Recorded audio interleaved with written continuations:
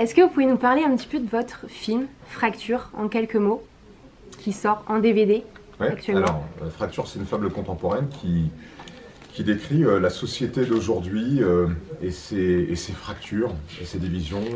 On est dans un pays où on se singularise de plus en plus, il y a de plus en plus de communautarisme et les gens, malheureusement, se reconnaissent de moins en moins comme ayant des liens les uns avec les autres. Et c'est cette fragmentation que j'explore dans Fracture, en posant la question du vivre ensemble. C'est-à-dire, est-ce qu'il y a possibilité de vivre avec des gens qui sont de plus en plus, qui affichent de plus en plus leurs différences les uns avec les autres. Oui. Vous avez dit que c'était un petit peu une fable contemporaine. Dans toute fable, il y a une morale. Pour vous, quelle est-elle dans ce film? Alors, la morale n'est pas la solution, parce que si la solution je l'avais, on n'en serait pas là. On serait peut-être pas là aujourd'hui. Ouais. L'auraient sans doute eu avant moi. Mais oui, la morale, la leçon, c'est que le dialogue et l'échange permet une meilleure connaissance de l'autre et permet surtout d'humaniser l'autre. Je pense qu'il faut rendre aux gens leur dimension humaine. Et à partir du moment où on rend à l'autre son humanité, il y a des gestes qu'on ne commet plus, il y a des outrances dans lesquelles on ne va plus. Et je pense qu'en commençant par là, c'est déjà un bon début. Ouais. La communication, l'échange entre les autres et le langage, c'est les trois choses qui priment aussi dans ce film. Est-ce que c'était important pour vous de montrer ça? Oui, c'est essentiel parce que ma vocation, moi, c'est justement de communiquer, c'est d'échanger, alors c'est d'observer. Quand on est journaliste, on observe et on restitue.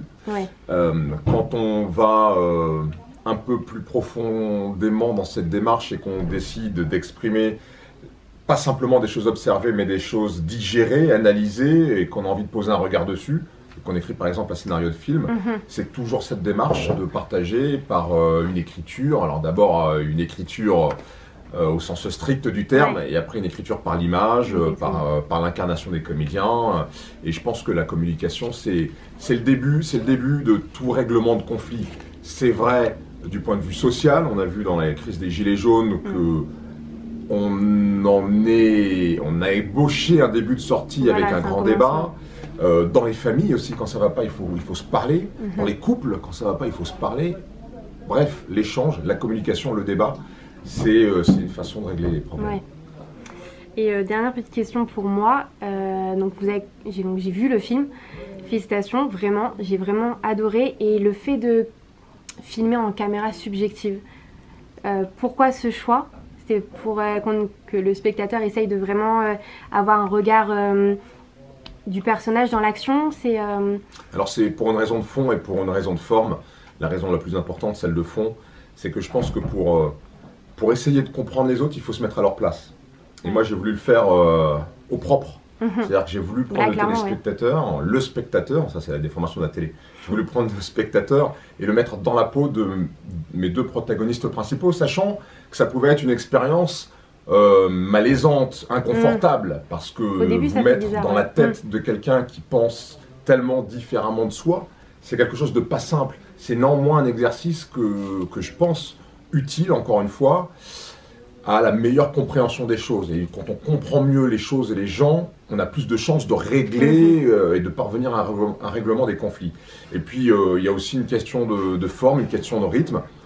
J'ai une grande partie du film qui est un huis clos entre deux personnages dans une pièce. Ça dure une trentaine de minutes. C'est long, mais c'est intense. Et je pense que cette écriture-là, avec la vision subjective, d'être dans la tête alternativement de ces deux personnages, ça donne un rythme et une intensité supplémentaire.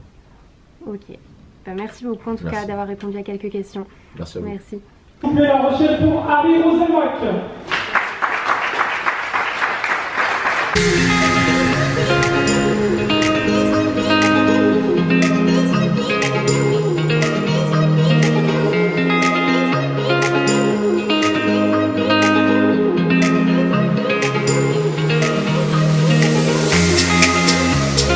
Aujourd'hui, dans l'Indre-et-Loire, à Tours, il y a un jeune Harry dans sa chambre qui te regarde, qui a des rêves, qui a envie de faire plein de choses, peut-être de la télé. Tu lui dis quoi à ce jeune et à tous ces jeunes? Je lui dis d'abord de continuer à rêver parce que c'est quelque chose de très important, le rêve, la projection. Et je crois que le pire, c'est d'arrêter de rêver ou de renoncer à ses rêves. Donc un, il faut rêver, et deux, il faut croire en ses rêves, alors, pas forcément dans tous ses rêves, mais ceux qui reviennent régulièrement, nuit après nuit, c'est qu'ils sont importants, et donc il faut y croire. Et troisième chose, il faut y mettre les moyens. C'est toujours du travail, toujours beaucoup de travail. On n'arrive à rien sans travail.